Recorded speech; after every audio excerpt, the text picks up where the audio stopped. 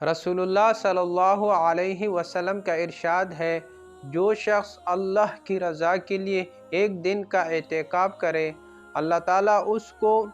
جہنم سے 3 خندق دور کرے گا،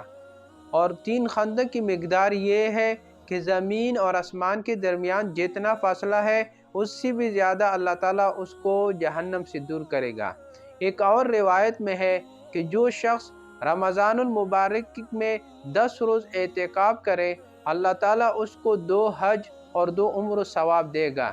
یعنی ہمیں ان حدیثوں سے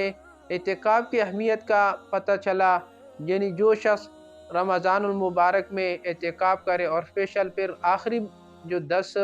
روز ہے یعنی آخری عشرہ اگر اس میں اعتکاف کرے، سب سے بڑی فضیلت تو یہ ہے کہ اللہ تعالیٰ اس کو شب قدر کی توفیق دے گا، یعنی شب قدر نصیب کرے گا۔ اور دوسری بات یہ ہے کہ اعتکاف جو کرے گا تو اس کے کھانا پینا سونا ہر عبادت، ہر لمحہ اس کا عبادت شمار ہوگا، اور اللہ کی راہ میں ہر وقت ہوگا، اور اللہ کی خوشنودی اس کو ہر وقت حاصل ہوگی۔